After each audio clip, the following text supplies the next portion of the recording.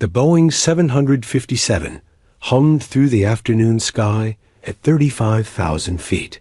But Sarah Martinez barely noticed the familiar sensation of flight. She pressed her forehead against the cool window of seat 13F, watching the patchwork farmlands of Kansas drift by below like a living map. The geometric patterns of wheat fields and irrigation circles stretched endlessly toward the horizon, each one representing lives and stories she'd never know. For the first time in 18 months, she wasn't wearing a uniform. The jeans felt strange against her legs, stiff and unfamiliar after months of flight suits and dress blues. So did the simple navy sweater her sister Elena had bought her for Christmas, the one that had hung unworn in her closet while she commanded the 455th Fighter Squadron through the dusty heat of Bagram Airfield. The soft wool felt almost luxurious against her skin, a stark contrast to the tactical gear and Kevlar she'd grown accustomed to wearing.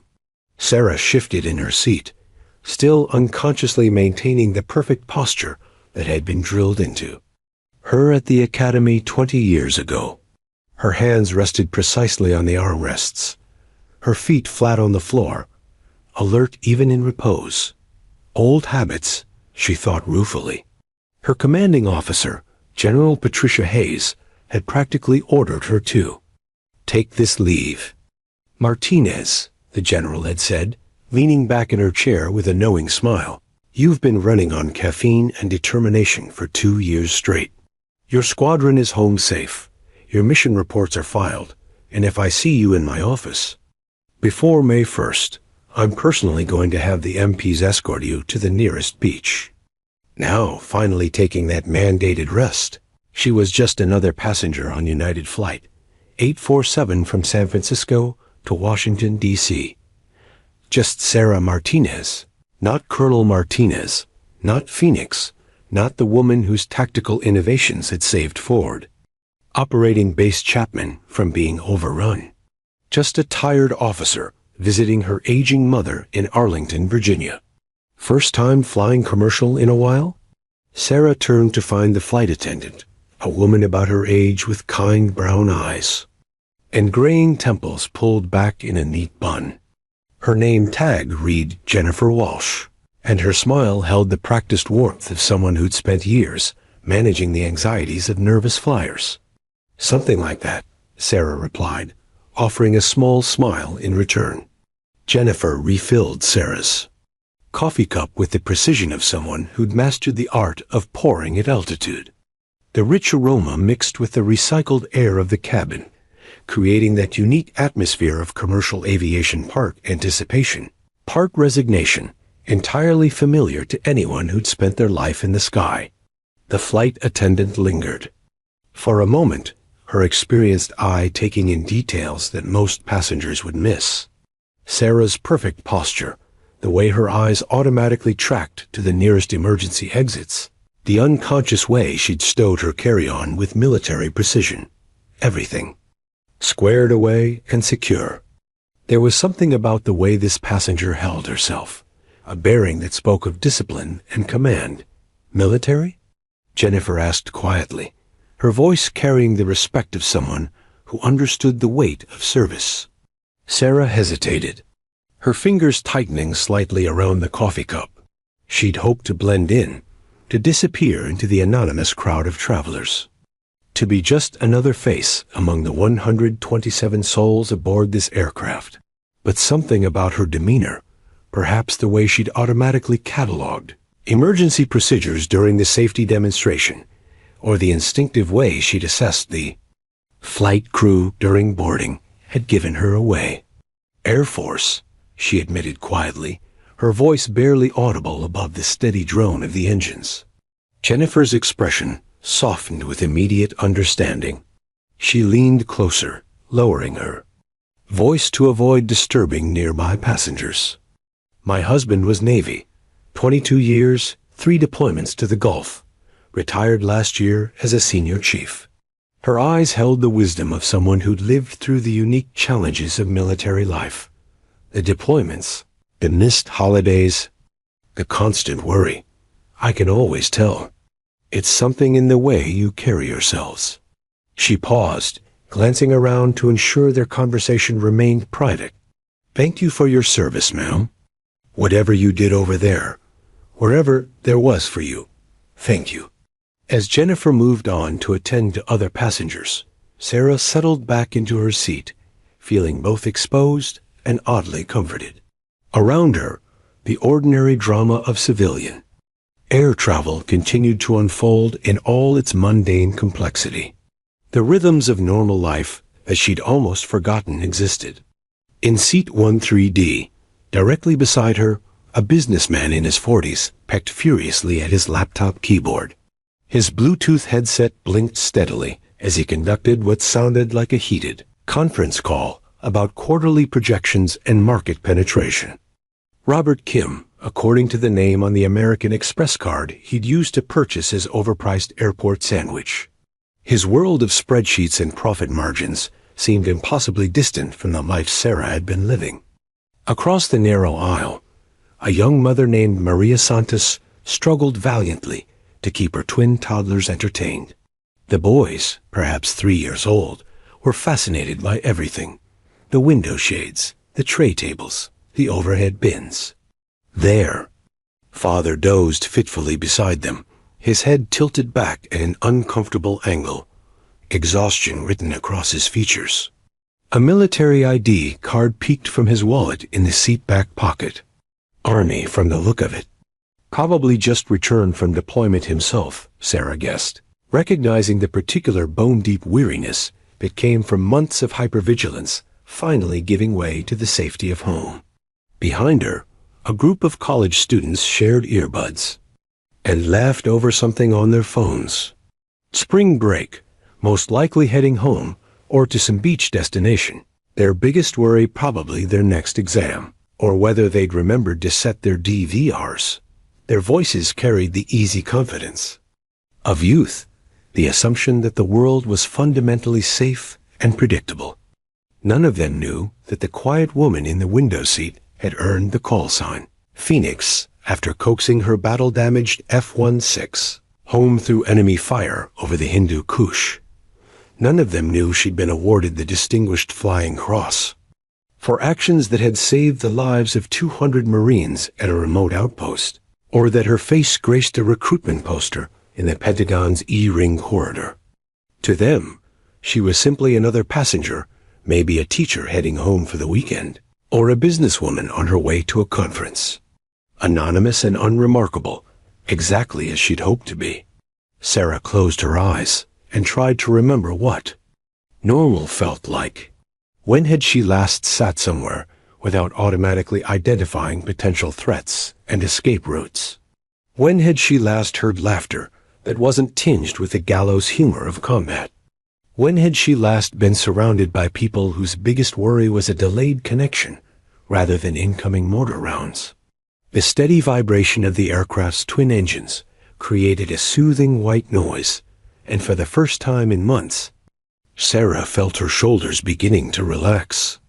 Outside her window, the American heartland continued to scroll by small towns connected by ribbons of highway, rivers meandering toward distant seas, the geometric precision of agricultural planning, stretching toward horizons that held no threat of enemy fire. This was what she'd been fighting for, she realized. Not the abstract concepts of freedom and democracy that filled the speeches, but this mundane miracle of ordinary people living ordinary lives. The businessman worrying about his sales figures.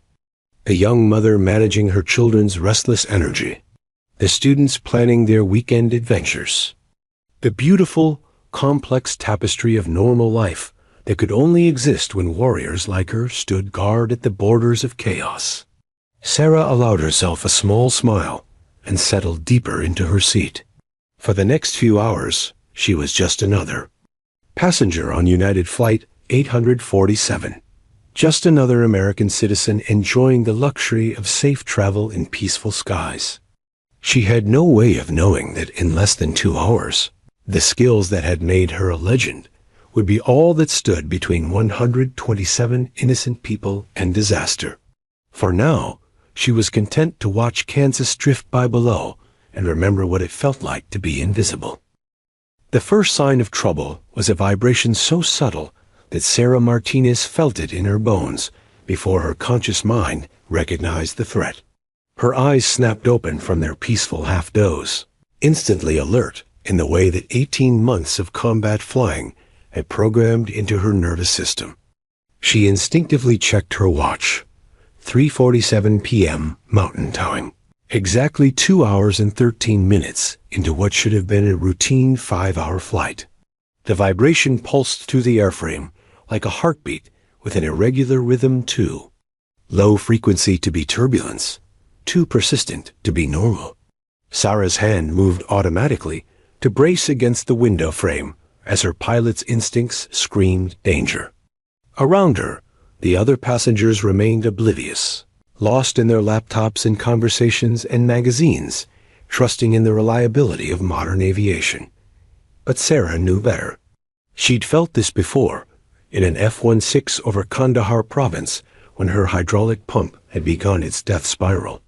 The aircraft was trying to tell them something, and whatever it was saying, it wasn't good news. Then the subtle vibration became a noticeable shudder. Coffee sloshed in plastic cups. The businessman beside her looked up from his spreadsheet with mild annoyance, assuming they'd hit some rough air. Across the aisle, Maria Santos instinctively pulled her twin boys closer, her maternal instincts sensing something wrong, even if she couldn't identify what. Captain Mike Thompson's voice crackled over the intercom system, his tone carrying that practiced airline calm that was designed to reassure passengers even in the worst circumstances. Ladies and gentlemen, we're experiencing some minor technical difficulties. We're going to need everyone to return to their seats and fasten your seatbelts while we sort this out. Minor technical difficulties. Sarah's blood turned to ice water in her veins. She'd used those exact euphemistic words herself when her F-16's engine had caught fire at 25,000 feet over enemy territory, when she'd been fighting to keep her aircraft airborne long enough to reach friendly airspace. The careful understatement that every pilot learned it: never panic the passengers, never admit how bad things really are. The shudder intensified, becoming a violent shake that rattled the overhead bins and sent loose items sliding across tray. Tables. The businessman's laptop snapped shut with a sharp crack. Someone's phone clattered to the floor. The college students behind her stopped laughing mid-sentence, their youthful confidence suddenly replaced by uncertainty. Sarah's trained eye cataloged every symptom as the aircraft bucked and fought against invisible forces. The way the nose pitched slightly left and right. The irregular rhythm of the vibrations. The subtle changes in engine harmonics that most passengers wouldn't notice, but that screamed mechanical failure to anyone who'd spent their life listening to the language of aircraft in distress. Then came the sound that no passenger ever wants to hear, a grinding metallic screech from somewhere deep in the aircraft's belly, like giant gears stripping their teeth. It lasted for perhaps 3 seconds, but in those 3 seconds, Sarah's military-trained mind processed a dozen possibilities, none of them good. Hydraulic failure. Had to be. Primary system, possibly secondary as well. The sound of backup pumps engaging and failing, of manual reversions kicking in, of flight controls fighting against mechanical resistance. Captain Thompson's voice returned to the intercom, and this time the careful airline composure had cracked just enough to reveal the steel beneath. Flight attendants, please prepare the cabin for emergency procedures. Passengers, I need everyone to review your safety cards and prepare for a possible emergency landing. The word emergency cut through the cabin like a blade. The businessman's face went pale. Maria Santos gasped and clutched her children. Behind Sarah, someone whispered, "Oh God, oh God, oh God," in a voice tight with panic. The oxygen masks dropped from the overhead compartments with a collective thunk that seemed to echo like gunshots in the suddenly silent cabin. Yellow plastic. Cups dangled on their elastic tethers like exotic flowers, swaying with each violent shake of the aircraft. Sarah was already reaching for her mask, her movements automatic and efficient, when she felt the Boeing 757's nose pitch downward in a steep angle that made her stomach drop. This wasn't a controlled descent for landing preparation. This was an aircraft fighting its own flight controls, struggling against mechanical failure while gravity pulled it toward the earth below. Around her, panic erupted like a flash flood. The businessman beside her was hyperventilating into his oxygen mask, his eyes wide with terror. Maria Santos was crying as she struggled to get masks over her children's faces while they wailed in confusion and fear. Someone in the back of the cabin was screaming a high, teeming sound that cut through the chaos like a siren. The college students weren't laughing anymore. One of them, a young woman with blonde hair, was praying in rapid-fire Spanish. Her friend, a boy who couldn't have been older than 20, was gripping his armrest so tightly his knuckles had turned white. Throughout the cabin, 124 people were confronting their own mortality as the aircraft shuddered and bucked like a wild animal. Parents held children. Strangers grabbed each other's hands. Business cards and cell phones, and all the detritus of modern life scattered across the tilted floor as the Boeing fought against forces it was losing the power to control. But Sarah Martinez's mind had shifted into a different mode entirely. Cold, analytical calm that had kept her alive through 100 combat missions over some of the most dangerous airspace on Earth. Her pilot's brain was already processing symptoms, calculating possibilities, running through emergency checklists that most people would never need to know. She recognized the signs with crystalline clarity.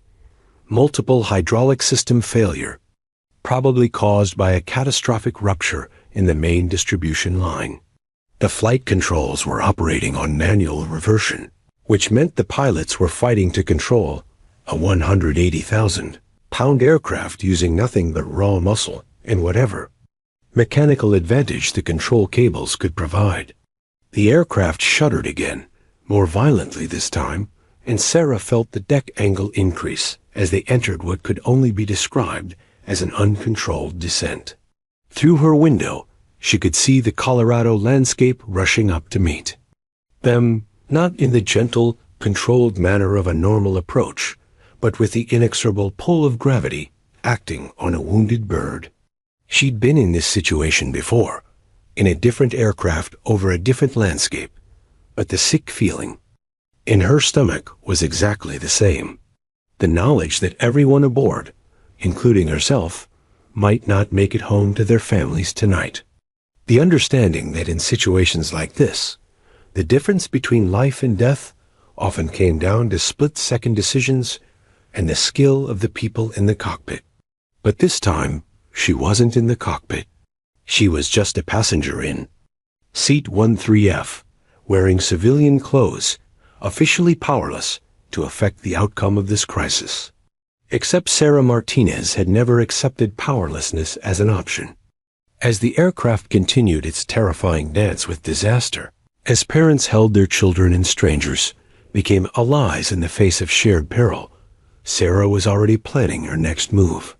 She might be out of uniform, she might be officially just another passenger, but she was still a pilot, still a warrior, still someone who had sworn an oath to protect others, regardless of whether she was wearing the insignia of that oath. The Boeing 757 bucked and shook around her, carrying 127 souls toward an uncertain fate. But Colonel Sarah Phoenix Martinez was no longer content to be just a passenger. It was time to go to work. Jennifer Walsh had been a flight attendant for 12 years, had weathered everything from Category 5 hurricane diversions to medical emergencies at 40,000 feet, but she had never moved through a cabin quite like this one. Emergency training had prepared her for panic, but the reality was far more complex, a symphony of terror played out in individual variations. across 124 passengers. Near the front, an elderly woman clutched a rosary while her husband held her hand with trembling fingers. In the middle section, a teenage boy was live streaming the emergency on his phone until his mother grabbed the device and held him close. Instead, toward the back, a group of businessmen sat in stunned silence, their confident facade cracked by the universal leveler of mortality. But as Jennifer made her way through the tilted cabin, checking oxygen masks and trying to project calm she didn't entirely feel, her attention kept returning to the woman in seat 13F, while everyone else displayed various degrees of panic or shock. This passenger sat with an almost supernatural composure, her eyes moving systematically around the cabin, not with fear, but with assessment. When Jennifer reached row 13, Sarah Martinez caught her arm with a grip that was firm but not desperate. Her voice, when she spoke, cut through the ambient chaos with startling clarity. "Jennifer," she said, using the flight attendant's name, with the casual authority of someone accustomed to being heard in crisis situations. "I need to talk to the captain." Jennifer's first instinct was to deflect with standard procedure. "Ma'am, I need you to keep your mask on and remain in your seat. The pilots are handling the situation, and I'm a pilot," Sarah interrupted, her voice carrying a weight that stopped Jennifer mid-sentence. "United States Air Force. I've dealt with hydraulic failures before.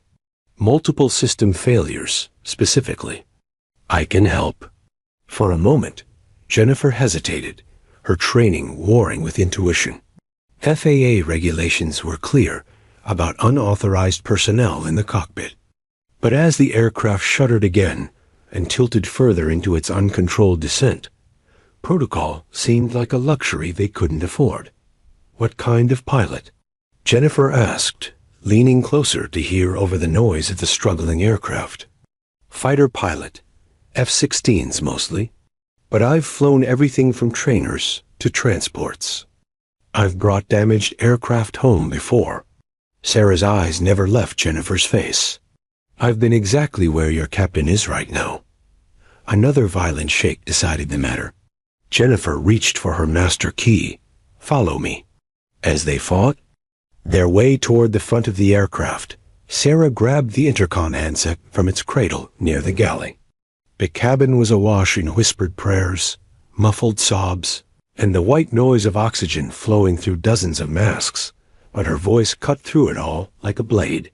"Ladies and gentlemen, this is Colonel Sarah Martinez, United States Air Force."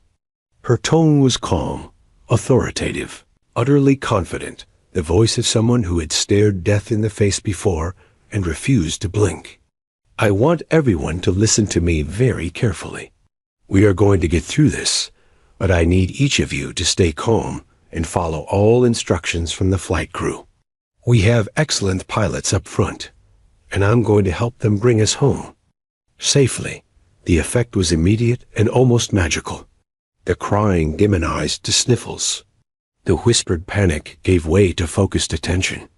Even the college students behind her stopped their frightened murmuring and looked toward the front of the aircraft with something approaching hope. Robert Kim, the businessman beside her seat, caught her eye as she passed. "You're really Air Force?" "Yes, sir. And we're going to be fine." She squeezed his shoulder briefly, a gesture both reassuring and somehow final, as if she was accepting responsibility for everyone aboard. At the cockpit door, Jennifer used her key with hands that shook slightly. Inside, Sarah found herself facing a scene that was both alien and familiar, the cramped cockpit of a commercial airliner instead of the familiar confines of an F-16, but the same desperate struggle between pilot and machine that she'd experienced over the mountains of Afghanistan. Captain Mike Thompson and First Officer Lisa Chun were fighting their aircraft with the grim determination of professionals who understood exactly how slim their margins had become. Sweat beaded on Thompson's forehead, despite the cool air conditioning. Chun's knuckles were white on her control yoke. Both pilots wore the focused expression of people performing emergency procedures from memory, while death waited just outside the margins of their skill. "Captain," Sarah announced herself, her voice cutting through the controlled chaos of emergency checklists and radio calls. "Colonel Sarah Martinez, United States Air Force. I'd like to help if I can." Thompson's eyes flicked toward her civilian clothes, taking in her jeans and sweater with obvious skepticism. The last thing he needed was some self-important passenger claiming expertise she didn't possess. "Ma'am, I appreciate the offer, but this is a complex situation, and you've lost primary hydraulic pressure," Sarah said, her eyes scanning the instrument panel with the rapid efficiency of someone reading familiar language. "Backup system is failing or already failed. You're getting maybe 15 to 20% response from your flight controls. You're using differential thrust to maintain heading and fighting the yoke just to keep us airborne." Both pilots stared at her. Thompson's skeptical expression shifted toward surprise, then toward something approaching respect. That assessment had taken her exactly 12 seconds, and every word of it was accurate. "Your angle of attack is increasing because you're losing elevator authority," Sarah continued, moving to the jump seat behind them without waiting for permission. "You've got maybe 10 minutes before this becomes unrecoverable." "How long to nearest?" "Suitable airport?" "Denver International," Sean replied automatically. 18 minutes at current ground speed." "Too far," Sarah said grimly. "We need alternatives." "What about Air Force Academy?" "Buckley Space Force Base." "Any military field with long runways and crash equipment?" As she spoke, Sarah was already mentally cataloging the emergency procedures that had saved her life over Afghanistan. Techniques for flying damaged aircraft that weren't taught in civilian flight schools, but were standard curriculum in military. "Survival training. How do you know all this?" Thompson demanded, his voice tight with stress and skepticism. "Because I've been exactly where you are," Sarah replied, settling into the jump seat and reaching for the headset. "Different aircraft, same problem. I brought an F-16 home through enemy fire with total hydraulic failure over the Hindu Kush. Your Boeing has redundancies, my Falcon didn't, but the physics are identical." She keyed the radio microphone, her voice shifting into the crisp, professional tone of military aviation. "Denver Center, United 847. This is Colonel Sarah Martinez, United States Air Force.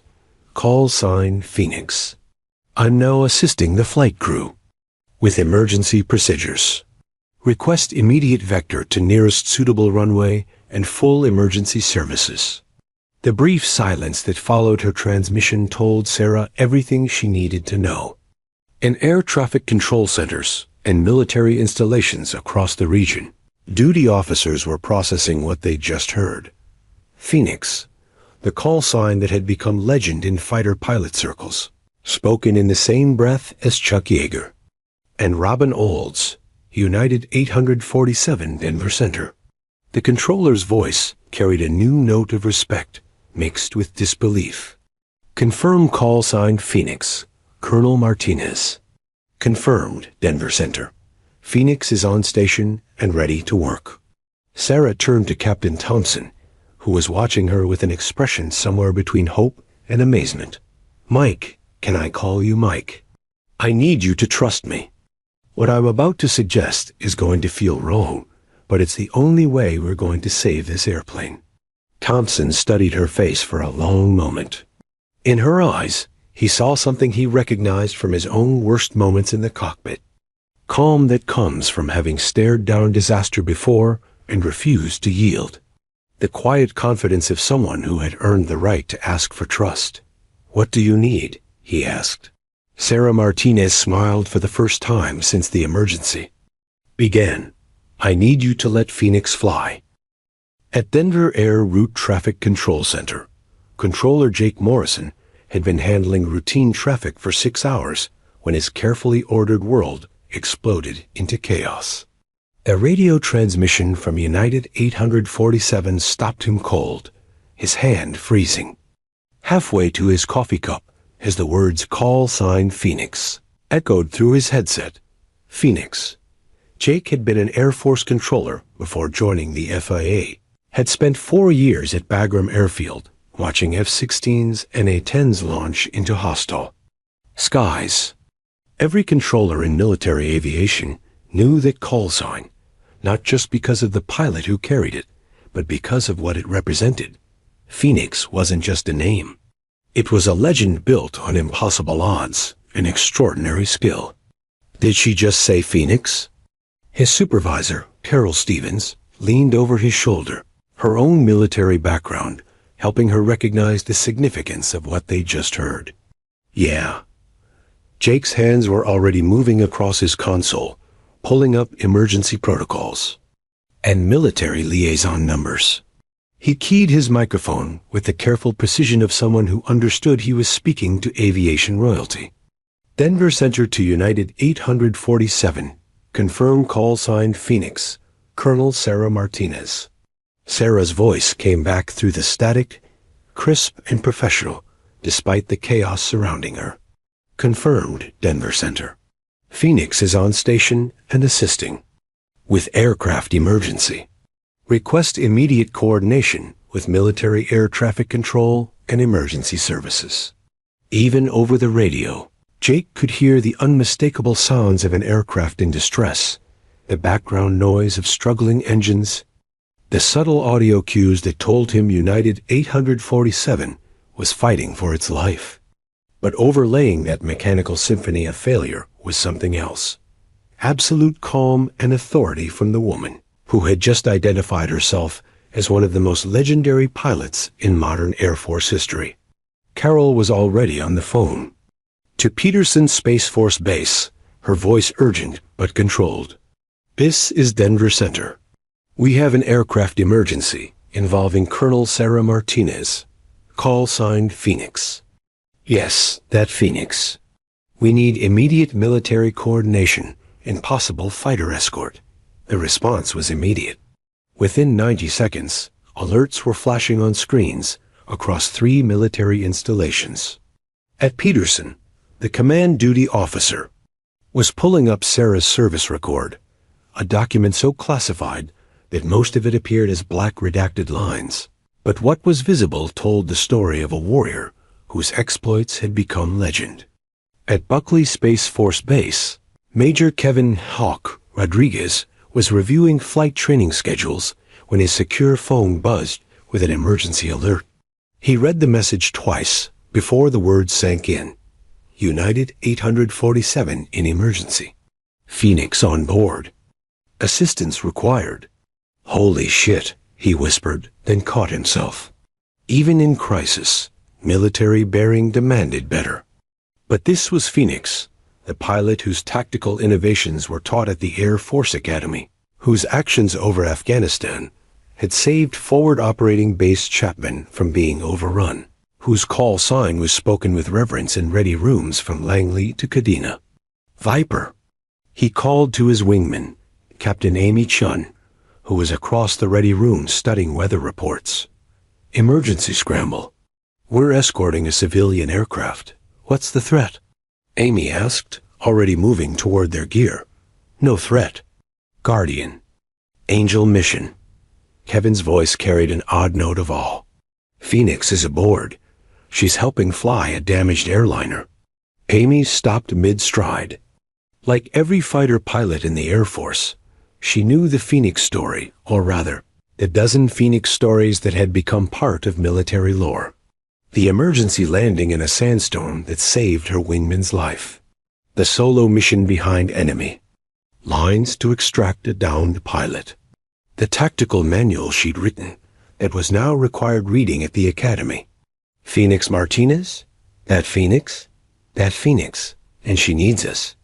Within 4 minutes, 2 F-22 Raptors were rolling down the runway. At Buckley, their afterburners painting the Colorado afternoon with controlled thunder. As they climbed toward their intercept point, Kevin was already coordinating with air traffic control, his mind racing through the implications of what he'd just learned. At Langley Air Force Base in Virginia, the news was spreading through the fighter wing like wildfire. Colonel Marcus Webb, Sarah's former commanding officer and the man who'd recommended her for the Distinguished Flying Cross, was in a briefing when his aide interrupted with a message that made him forget all about budget allocations and training schedules. "Sir, we're getting reports that Colonel Martinez is aboard a civilian aircraft experiencing hydraulic failure. She's assisting with emergency procedures." Marcus closed his eyes for a moment, seeing not the graying colonel who'd visited his office 6 months ago, but the young captain who'd walked into his squadron 12 years earlier with fire in her eyes and skills that defied explanation. "Get me a direct line to Denver Center. I want real-time updates." At the Pentagon, duty officers were already briefing senior staff. The Secretary of the Air Force was being awakened from a rare afternoon nap. At the Air Force Academy in Colorado Springs, cadets were abandoning their afternoon classes to crowd around radios in the squadron common rooms, listening to emergency frequencies chatter with updates about their hero. But perhaps the most significant response came from an unexpected source: retired Air Force pilots across the country who monitored emergency frequencies as a hobby, veterans who'd served with Sarah or under her command, flight instructors who'd taught her or learned from her innovations. At Nellis Air Force Base in Nevada, Master Sergeant Tony Castellanos was reviewing maintenance schedules when a junior airman burst into his office. "Sergeant, you need to hear this. Phoenix is on the emergency frequency. She's helping fly a damaged civilian aircraft."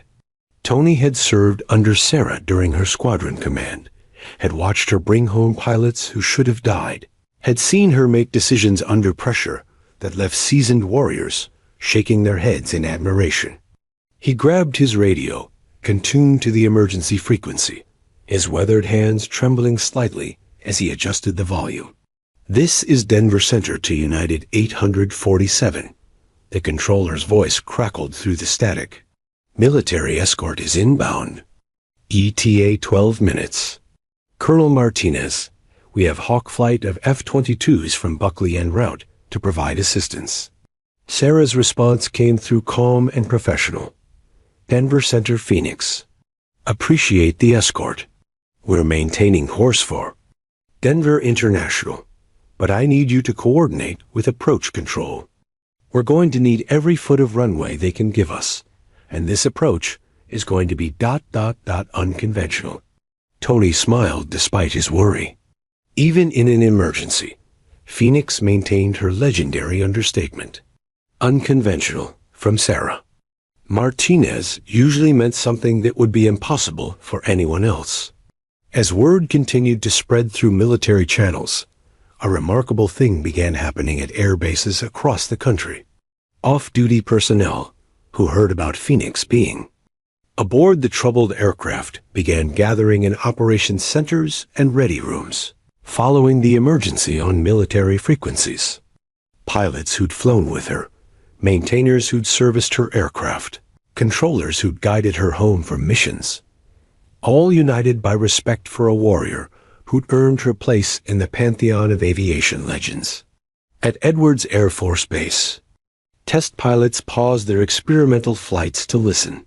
At Shaw Air Force Base, 10 pilots gathered around radios, remembering the joint training exercises where Sarah had taught them close air support techniques that saved lives. At Ramstein Air Base in Germany, pilots 6 time zones ahead stayed up past midnight to follow the emergency. The story was bigger now than just one aircraft in distress.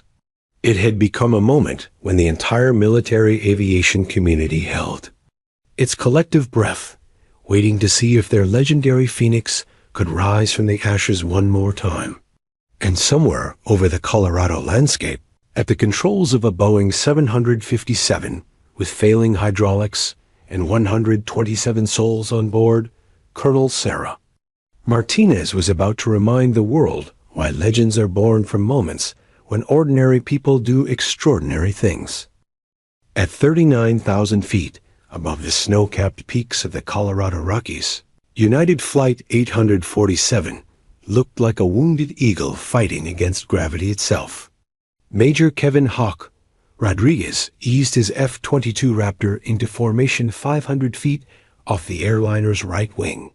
The contrast between the sleek fighter and the struggling commercial aircraft telling the story of two different worlds of aviation, suddenly united by crisis.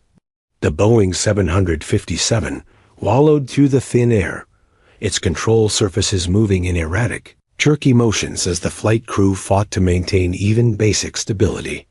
From his cockpit, Kevin could see the telltale signs of an aircraft in severe distress. The slight nose-down attitude that indicated loss of elevator authority, the wings that rocked unpredictably despite the calm air, the engine exhaust temperatures. That suggested the pilots were using differential thrust to maintain control. United 847, "Hawk Flight has you in sight," Rodriguez radioed, his voice carrying the calm professionalism that had made him one of the Air Force's most respected pilots. "Phoenix, it's Major Rodriguez. How can we assist?" Inside the commercial airliner's cockpit, Sarah Martinez was deep in what fighter pilots called the zone, that state of hyper-aware calm where time seemed to slow down and complex problems became manageable puzzles. Her hands moved across the unfamiliar Boeing instruments with growing confidence. Years of emergency training, translating across aircraft types with the fluidity of someone who truly understood the science of flight. "Hawk Flight, Phoenix. Good to hear friendly voices up here." Sarah's transmission carried just a hint of her legendary dry humor, even in the midst of crisis. "We're looking at Denver International for emergency landing, but first, I need you to coordinate some magic with approach control." She paused to help Captain Thompson adjust their heading as the aircraft's compromised flight controls fought against even small course corrections. First Officer Chun was managing their emergency checklist with methodical precision, her calm professionalism providing the steady rhythm that kept the cockpit functioning despite the chaos. "I need runway 16R cleared and held," Sarah continued. "Every piece of emergency equipment they can muster. And Kevin, I know you're thinking textbook approach procedures, but throw that manual out the window. We're going to be coming in fast, steep, and probably sideways. This is going to be all about energy management and hoping we can bleed off enough speed before we run out of runway." "Copy that, Phoenix, already coordinating with Denver Tower." But even as Kevin acknowledged her request, his mind was processing the implications of what he'd just heard. Sarah Martinez, the Phoenix, was essentially telling him that she was about to attempt a landing that would challenge every principle of commercial aviation safety. And yet, if anyone could pull off the impossible, it was the pilot whose call sign had become synonymous with miraculous recoveries. In his left seat, Captain Amy Viper-Chon was monitoring emergency frequencies as military installations across the region checked in with offers of assistance. The response was unprecedented, not just because of the civilian aircraft in distress, but because of who was helping to fly it. "Hawk, this is Cheyenne Mountain. We're tracking your emergency. Be advised, we have Phoenix's complete service record on screen. Her innovations in damaged aircraft recovery are ... impressive." Kevin smiled grimly. Impressive was military understatement at its finest. Sarah's techniques for flying compromised aircraft had been incorporated into Air Force training manuals. After she'd successfully landed 3 different aircraft that should have killed her, including the legendary incident over Afghanistan when she'd brought home an F-16 with 70% of its control surfaces destroyed by enemy fire. Cheyenne Mountain, Hawk, Phoenix is ... Phoenix, she's got this. But the weight of expectation was building with each radio transmission. At Nellis Air Force Base, Master Sergeant Castellanos was coordinating with a dozen other bases as reports came in from across the military aviation community. Former wingmen, ground crews who'd serviced her aircraft, controllers who'd guided her through combat zones, all were monitoring the emergency frequency, waiting to see if their legendary pilot could work another miracle. Peterson, this is Nellis Maintenance. Phoenix once dead-sticked a battle-damaged Falcon through a sandstorm to save her wingman. If anyone can bring home a busted Boeing, it's her. The response from Peterson's Space Force base carried the voice of someone who clearly knew Sarah personally. Nellis, this is Colonel Webb at Peterson.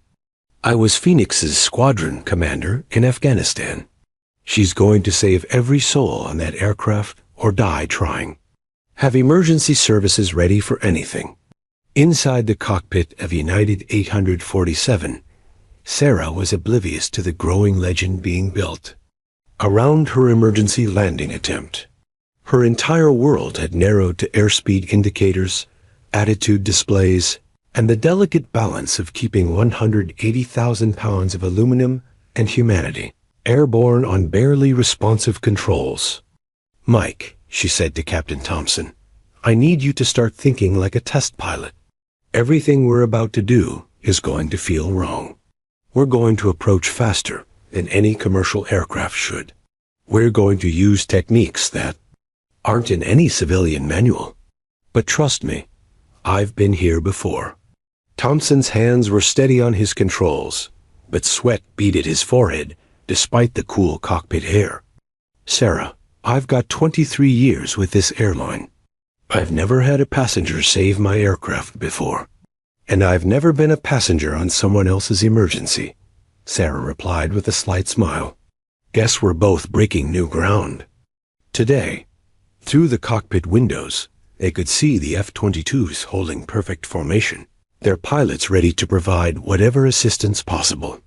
It was a sight that would have been unthinkable in normal circumstances. America's most advanced. Fighters escorting a commercial airliner like protective guardian angels.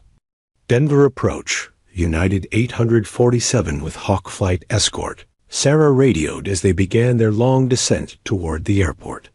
Be advised, this approach is going to be non-standard. We'll be using military emergency procedures adapted for civilian aircraft. I need you to clear all traffic within 20 miles of the field. United 847, Denver approach. Sir, ma'am. Colonel Martinez, you're cleared for any approach you deem necessary. All traffic has been diverted. Emergency services are standing by. The controller's voice carried a note of awe that wasn't lost on Sarah. Word had clearly spread about who was helping to fly the damaged aircraft. She keyed her microphone one more time, her voice carrying across military and civilian frequencies. To the hundreds of people now following their emergency. All stations. This is Phoenix. We're coming home. Stand by. At Denver International Airport, fire trucks and ambulances were taking position along runway 16R. Air traffic controllers watched their radar screens with unprecedented attention. News crews, despite security restrictions, were setting up cameras on distant concourses. And across the military aviation community, from ready rooms to maintenance hangars to operations centers around the world, people who understood the science and art of flying were holding their breath, waiting to see if the pilot they called Phoenix could rise from the ashes one more time. The legend was about to be tested in the most public way possible, with 127 lives hanging in the balance and the eyes of the aviation world watching her every move. News traveled through the aviation community with the speed of light, carried by radio waves, social media, and the invisible networks that connect warriors across time and distance. What had begun as a routine emergency was transforming into something unprecedented, a moment when an entire community rallied around one of their own. At Langley Air Force Base in Virginia, the response was swift and emotional. Colonel Marcus Webb stood in the base operations center, surrounded by active duty and retired personnel who had gathered to monitor the emergency frequency. The large screen displayed a real-time radar track of United 847's descent toward Denver, flanked by the distinctive signatures of two F-22 escorts. "That's my pilot up there," Marcus said quietly to the assembled crowd, his voice carrying the pride of a commander who had watched Sarah Martinez grow from a promising young captain into the Air Force's most legendary aviator. 23 years I've been in this business, and I've never seen anyone fly like Phoenix. Behind him, Master Sergeant Rodriguez, no relation to the F-22 pilot, but a veteran crew chief who had serviced Sarah's aircraft during 3 deployment rotations, nodded grimly. "Colonel Martinez brought home birds that should have killed her, sir. If anyone can save that airliner, it's Phoenix." The gathering wasn't limited to active duty personnel. Word had spread through the military retiree community with remarkable speed. Colonel James "Shark" Patterson, who had flown combat missions with Sarah over Afghanistan, had driven 40 minutes from his civilian job to stand vigil with his former squadron mates. Major Jennifer "Ghost" Williams, now an airline pilot, herself had called in sick to her scheduled flight just to be present for this moment. "I flew wingmen with Phoenix on the mission that got her the DFC," Ghost said, her voice tight with emotion. "Enemy SAMs knocked out her hydraulics, damaged her engine, and she still completed the mission and brought us both home. She's going to save every person on that aircraft." The scene was being replicated at military installations across the globe. At Ramstein Air Base in Germany, pilots 6 time zones ahead had stayed up past midnight, crowding into the squadron-ready room to follow the emergency on shortwave radios. At Osan Air Base in South Korea, F-16 pilots interrupted their pre-dawn briefings to listen to updates from Denver. But the response extended far beyond the military community. At Denver International Airport, the unprecedented nature of the emergency had created controlled chaos throughout the facility. Airport Operations Manager Susan Morrison had worked at DEN for 22 years, had managed everything from blizzard closures to security incidents, but had never seen anything like the coordinated response now unfolding around runway 16R. "I count 37 emergency vehicles staged along the runway," she reported over her radio to the airport command center. "Fire suppression, medical, crash recovery, hazmat, everything we've got, and more. Colorado State Patrol has provided additional ambulances, and the National Guard is sending helicopter support from Buckley." The response wasn't just official. Retired airline pilots from across the Denver metro area had begun arriving at the airport, showing their credentials to security and asking permission to help with whatever might be needed. Captain Bill Stevens, who had flown for United for 31 years before retiring, stood on Concourse B with binoculars, watching the approach path for the first sign of United 847. "Never seen a military escort for a civilian emergency," he said to the small crowd of aviation professionals who had gathered around him. "That pilot they're talking about, Phoenix, she must be something special." At nearby Buckley Space Force Base, the phenomenon was even more remarkable. Off-duty personnel who had heard about the emergency were arriving at the base gates, asking permission to observe the landing attempt. Families of military members, veterans from the surrounding communities, even civilian aviation enthusiasts who monitored emergency frequencies, all were converging on the one location where they might witness history. Tech Sergeant Maria Gonzalez, who worked in base communications, found herself coordinating not just military radio traffic, but civilian media requests from around the world. CNN, Fox News, NBC, every major network was requesting live feeds. From the base, Aviation Week magazine had dispatched a photographer. The military channel was broadcasting live updates. "Ma'am," she said to her supervisor, Major Lisa Chun, "I've got requests from 19 different news organizations. They all want to cover the Phoenix landing." Tell them they can observe from the designated media area, Major Chun replied. But this is still a military installation with security protocols. And make sure they understand the focus needs to be on the successful recovery of that aircraft and its passengers, not on creating a spectacle. The story had indeed become a spectacle, but of a different kind than the media anticipated. Social media was exploding with posts from people who had served with, worked for, or been trained by Colonel Sarah Martinez. The hashtags #Phoenix847 and #BringThemHome were trending worldwide. But the posts weren't seeking attention or glory, they were expressions of faith in a pilot whose reputation had been built on impossible rescues and miraculous recoveries. From a retired Air Force maintainer in Arizona, Phoenix saved my son's life in Afghanistan.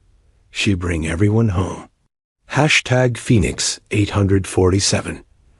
From a commercial pilot in Chicago, learned emergency procedures from Colonel Martinez at a safety seminar. If you're going to have an emergency, you want Phoenix in the cockpit. #BringThemHome. From a military spouse in North Carolina. My husband flew with Phoenix. She never left anyone behind. Never will. Praying for United 847. But perhaps the most significant response was happening in the most unexpected place, aboard United Flight 847 itself. Maria Santos, the young mother with twin boys, had been listening to the radio chatter through the aircraft's entertainment system. When she learned that the woman helping in the cockpit was a decorated war hero, she began moving through the cabin, sharing the information with other passengers. The pilot helping us, she told an elderly couple in row 15. She's a real Air Force colonel. She's famous for saving people. The businessman, Robert Kim, who had abandoned his laptop hours ago, found himself in conversation with the college students behind him. My brother's in the Air Force, one of them said. He's always talking about some pilot called Phoenix. Says she's like a legend or something. That's her, Robert replied, his voice filled with wonder. The legend is flying our plane. Throughout the cabin, 124 passengers were beginning to understand that they weren't just experiencing a routine emergency. They were witnessing something extraordinary, a moment when a hero who had spent her career saving others was being called upon one more time to work a miracle. And as United 847 continued its descent toward Denver International Airport, with F-22 Raptors holding protective formation and emergency crews standing ready on the ground below, an entire community of warriors, aviators, and ordinary citizens held their collective breath, waiting to see if the pilot they called Phoenix could rise from the ashes one more time. The legend was about to face its greatest test, with the eyes of the world watching and 127 lives hanging in the balance. The approach to runway 16R at Denver International Airport was unlike anything in aviation history. At 4:47 p.m. Mountain Time, with the Colorado sun casting long shadows across the Front Range, United Flight 847 began its final descent under the guidance of the most unlikely flight crew ever assembled, an airline captain, his first officer, and a legendary Air Force colonel who had been nothing more than a passenger in seat 13F just 2 hours earlier. Sarah Martinez sat in the cockpit jump seat, her civilian clothes a stark contrast to the professional uniforms surrounding her, but her voice carried the unmistakable authority of someone who had stared down death in the skies above Afghanistan and emerged victorious. Her hands moved across the unfamiliar Boeing instrumentation with the fluid confidence of a master musician playing a new piece on a familiar piano. Denver approach, United 847, beginning final approach, runway 16R. She radioed, her voice cutting through the controlled chaos of emergency frequencies. Be advised, we're going to be fast and steep. I need that runway held clear and every piece of crash equipment positioned for immediate response. United 847, Denver approach. All traffic diverted. Runway clear. Emergency services in position. Colonel Martinez, the entire aviation community is pulling for you. Through the cockpit windows, the landscape of eastern Colorado spread below them like a vast canvas of autumn colors. The Rocky Mountains rose majestically to the west, their snow-capped peaks catching the late afternoon light. But Sarah's attention was focused entirely on the mathematical precision required to bring 180,000 pounds of damaged aluminum and 127 precious lives safely to Earth. "Mike," she said to Captain Thompson, who gripped his control yoke with the steady determination of a 23-year veteran, "we're going to come in at 180 knots instead of the normal 140.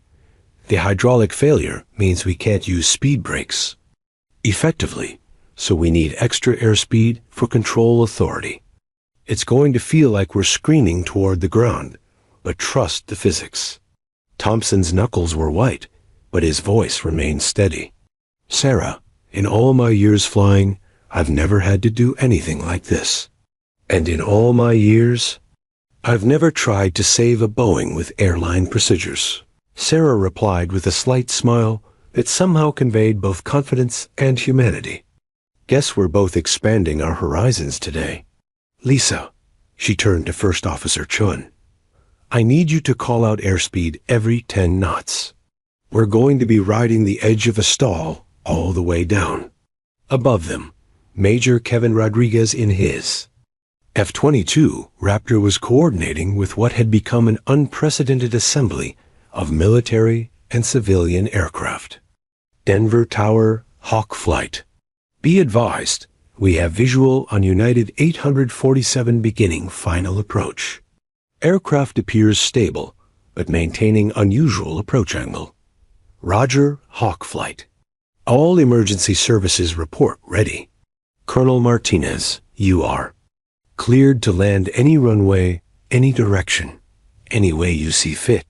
The response from Denver Tower carried a weight that transcended normal air traffic control procedures. This wasn't just another emergency landing. It was a moment when an entire community's faith rested on the skills of one extraordinary pilot. At Denver International, the scene along runway 16R resembled a military operation more than a civilian. Emergency response. 39 emergency vehicles lined the runway and adjacent taxiways. Fire trucks with specialized aircraft firefighting foam. Ambulances equipped for mass casualty events, crash recovery equipment, hazmat teams, and mobile command centers. Colorado Air National Guard helicopters circled at a safe distance, their crews ready to provide additional medical evacuation if needed. Fire Chief Robert Martinez, no relation to Sarah, but proud to share her surname, stood in the command vehicle, coordinating with incident commanders from multiple agencies. All units, this is command. Aircraft is on final approach. Based on the pilot's reputation and the military escort, we're expecting a successful recovery, but be ready for anything. This landing is going to be ... unconventional. In the passenger cabin of United 847, 124, souls were experiencing the strange calm that comes after terror has exhausted itself. The initial panic had given way to focused determination as passengers followed the flight attendant's instructions with the precision of people who understood their survival depended on cooperation. Maria Santos held her twin boys close, whispering reassurances that she hoped were true. The nice lady pilot is going to get us home safe. She's done this before. Around her, strangers had become allies, the businessmen. Robert Kim was helping an elderly passenger review emergency procedures. The college students were assisting other passengers with seatbelt adjustments and carry-on storage. Jennifer Walsh, the flight attendant who had first recognized Sarah's military bearing, moved through the cabin with calm efficiency. But her professional composure couldn't entirely hide the awe in her voice as she made her final announcement. Ladies and gentlemen, We're beginning our final approach to Denver International Airport. The pilot assisting our flight crew is Colonel Sarah Martinez, whose call sign Phoenix represents one of the most distinguished careers in military aviation. We are in exceptional hands. The cabin fell silent except for the changed note of the engines as Captain Thompson began reducing power for their approach. Through the windows, passengers could see the two F-22 fighters holding formation sleek gray Guardians against the Colorado sky. 1,000 feet, First Officer Chun called out, her voice steady despite the unprecedented nature of their approach. Airspeed 185 knots. Good, Sarah replied, her eyes scanning instrument displays that told the story of an aircraft fighting physics with damaged systems and human skill. Mike, start your flare at 50 feet, but keep it shallow. We want to fly this airplane onto the runway, not drop it. Through her headset, Sarah could hear radio chatter from across the aviation community, updates from military bases, coordination between emergency services, even civilian pilots monitoring the frequency from airports hundreds of miles away. The weight of expectation was enormous, but it was also familiar. She had carried the hopes of others before, over hostile territory, where failure meant not just her own death, but the deaths of the Marines she was protecting. 500 feet, Sean announced. Airspeed 182. The runway rushed up to meet them, a ribbon of concrete that represented safety, home, and the successful completion of a mission that had begun with Sarah simply trying to take a vacation. Emergency vehicles raced alongside their approach path, their red and white lights creating a corridor of hope through the gathering dusk. 200 feet. Speed 180. Sarah's voice cut through the tension with the calm authority that had made her legendary, "Flare now, Mike. Easy pressure back. Let her settle. That's it." The main landing gear touched the runway with barely more impact than a normal landing. The massive Boeing 757 settling onto the concrete with the grace of a bird coming home to roost. But their challenge wasn't over with no hydraulic pressure. For wheel brakes and limited steering, they were still traveling at highway speeds down a runway with very finite length. "Reverse thrust maximum," Sarah commanded, her voice sharp with urgency. "Lisa, call out our speed." 100 knots. 90 The aircraft shuddered as Captain Thompson pulled the throttle levers into full reverse, the engines screaming in protest as they fought to slow 180,000 pounds of momentum. Emergency vehicles paced them on parallel taxiways, ready to respond if the aircraft couldn't stop before running out of runway. 60 knots, 50, Finally, mercifully, United Flight 847 rolled to a complete stop just 800 yards. From the end of runway 16R, the silence in the cockpit was profound, broken only by the sound of 3 people breathing heavily and the distant wail of approaching emergency vehicles. Captain Thompson's voice was hoarse with exhaustion and disbelief. "Ladies and gentlemen, welcome to Denver International Airport." The cabin erupted in applause, tears, and prayers of gratitude. But Sarah Martinez, still wearing the jeans and sweater that had marked her as just another passenger 3 hours earlier, wasn't finished yet. "Mike, Lisa," she said quietly, "we need to get these people off this aircraft quickly and safely. The emergency's not over until everyone's on the ground." As the first emergency vehicles surrounded the aircraft and portable stairs approached the main door, Sarah finally allowed herself a moment to breathe. Through the cockpit window, she could see something that made her catch her breath.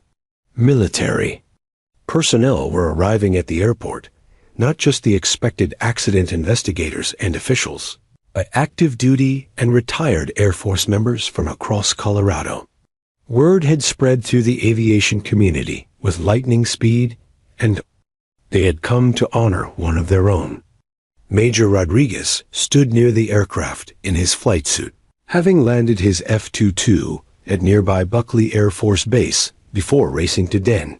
Behind him, a growing crowd of military personnel waited in respectful formation. Colonel Sarah, Phoenix.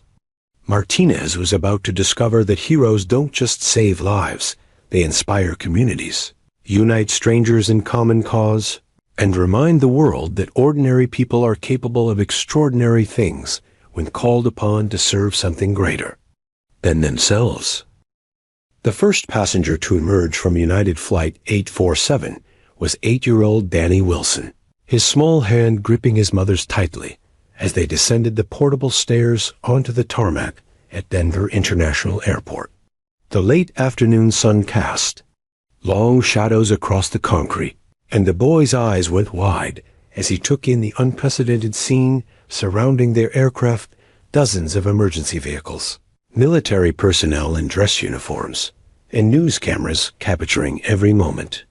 "Mom, look," Danny whispered, pointing toward the formation of Air Force personnel standing at rigid attention near the aircraft. "They're all saluting." Linda Wilson followed her son's gaze and felt tears spring to her eyes. She had heard the announcements, had listened to the other passengers talking about the Air Force colonel who had helped save their lives. But seeing the military's response made the reality hit home with stunning force. Her family had been saved by a genuine American hero. Behind them, the stream of passengers continued, each person carrying not just their luggage, but the weight of having witnessed something extraordinary.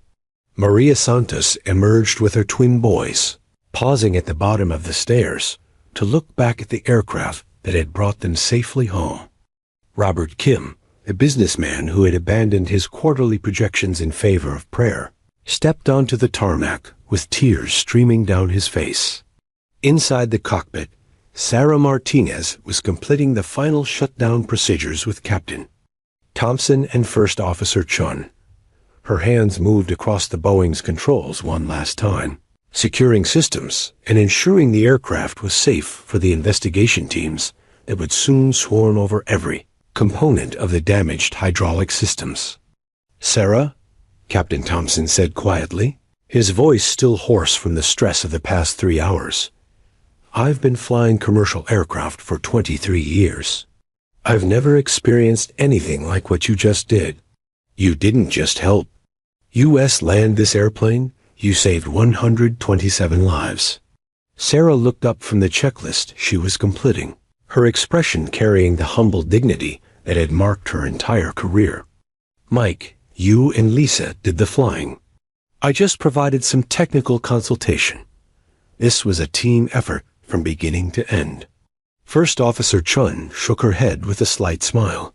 "Ma'am, with all due respect, that was the most extraordinary display of airmanship I've ever witnessed. You took a situation that should have been catastrophic and made it look almost routine." Before Sarah could respond, Jennifer Walsh appeared at the cockpit door. The flight attendant's professional composure had finally cracked, and tears were visible in her eyes as she spoke. "Colonel Martinez, there are some people outside who would like to see you." Sarah followed Jennifer through the aircraft's main door and stepped into a scene that took her breath away. On the tarmac below, she found herself facing a formation of military personnel that seemed to have materialized from every corner of Colorado's aviation community. Active duty officers, retired veterans, Air National Guard members, even military spouses and children, all standing in respectful formation. At the front of the group stood Major Kevin Rodriguez, still wearing his flight suit from the F-22 escort mission. His wingman, Captain Amy Chun, stood beside him. Behind them, Sarah recognized faces from across her career, former squadron mates, pilots she had trained, ground crew members who had serviced her aircraft during countless deployments. "Colonel Martinez," Major Rodriguez called out, his voice carrying across the tarmac with military precision. "On behalf of the United States Air Force and the aviation community, we request permission to render honors." Sarah felt a moment of overwhelming emotion as she realized what was happening. These weren't just military personnel paying respects to a superior officer. These were warriors honoring one of their own, recognizing not just her actions on this day, but the lifetime of service that had led to this moment. "Permission granted," she replied, her voice steady despite the turbulence in her heart. Major Rodriguez snapped to attention and rendered a crisp salute. His wingman followed immediately. Then, like dominoes falling in perfect sequence, every military member present came to attention and saluted active duty, retired officers. Enlisted, representing every branch of service, but united in their respect for the woman who had just reminded the world what it meant to answer the call when duty demanded everything. The moment stretched across the tarmac with profound silence, broken only by the distant sound of aircraft engines and the click of news cameras capturing an image that would grace front pages across the nation. Sarah Martinez, still wearing the civilian clothes she had put on that morning for a simple flight home, stood perfectly erect and returned the salute with the same precision she had learned as a cadet 26 years earlier. Behind the military formation, civilian observers had gathered as well. Airport workers, airline employees, passengers from other flights who had been delayed by the emergency, all watching with the kind of reverence usually reserved for state funerals or medal ceremonies. Some were crying. Others held up phones. To record a moment they understood was historic. As the salute concluded, individual members of the formation began to step forward. Master Sergeant Tony Castellanos, who had served under Sarah during 2 deployment rotations, was the first to approach. "Colonel, it's an honor to see you again, ma'am. You haven't changed, still making the impossible look easy." Behind him came others, each carrying their own piece of the Phoenix legend. Captain Janet "Spike" Williams, whom Sarah had trained as a young lieutenant, now an instructor pilot herself. Chief Master Sergeant Miguel Rodriguez, who had been the senior enlisted member in her squadron during the Afghanistan deployment that had made her famous. "Phoenix," he said simply, using her call sign with the familiarity of someone who had watched her launch into hostile skies night after night. "You brought us all home then, and you brought them home today. Some things never change." But perhaps the most meaningful moment came when Danny Wilson broke away from his mother and approached Sarah with the fearless curiosity of childhood. "Ma'am, are you really a fighter pilot?" Sarah knelt down to meet his eyes, her expression softening into the warmth that her squadron members had always seen, but the public rarely witnessed. "I am, Danny, and today I got to help Captain Thompson and First Officer Chun fly your airplane home safely. My dad says fighter pilots are the bravest people in the world," Danny continued with 8-year-old logic. "Are you brave?" Sarah considered the question seriously, the way she would any technical inquiry about aviation or tactics. "I think brave people are just regular people who do what needs to be done when others are counting on them. Today, everyone on that airplane was brave. Your mom, the other passengers, the flight crew. We all worked together. Will you sign my boarding pass?" Danny asked, producing the crumpled piece of paper from his pocket. "I'd be honored," Sarah replied, taking out her pen and writing carefully. "To Danny, remember that heroes are ordinary people who choose to do extraordinary things. Aim high. Colonel Sarah Phoenix Martinez, USAF." As she handed the boarding pass back to the boy, Sarah noticed that other passengers were approaching with their own requests. Maria Santos wanted her to meet her children, who were fascinated by the idea that a real pilot lady had saved their flight. Robert Kim simply wanted to shake her hand and thank her. The college students asked for a group photo that they promised to treasure forever. What struck Sarah most profoundly was not the recognition from her military colleagues, though that meant more to her than she could express, but the impact on the civilian passengers who had shared her unexpected journey from seat 13F to the cockpit of a crippled airliner. As the crowd began to disperse and the media moved in for interviews, Sarah reflected on the strange turns that life could take. She had boarded United Flight 847 as a tired colonel seeking anonymity and rest. She was leaving it as something more, not just because of the emergency landing, but because of what the experience had revealed about the bonds that connect strangers in crisis, the communities that form around shared purpose, and the quiet heroism that exists in ordinary people when extraordinary circumstances demand their best. 6 months later, Sarah would stand before graduating cadets at the Air Force Academy and tell them that service isn't something you put on with your uniform. But standing on the tarmac at Denver International Airport, surrounded by the faces of people whose lives had been changed by 3 hours in a damaged aircraft, she was still learning that lesson herself. The legend of Phoenix had grown that day, but more importantly, 127 people had been reminded that in moments of crisis, ordinary Americans, whether wearing the uniform of their country or the casual clothes of a weekend traveler, will step forward to serve something greater than themselves. The ripple effects of that truth would spread far beyond one emergency landing, touching lives and inspiring service in ways that Sarah Martinez, the reluctant hero of Seat 13F, would never fully know.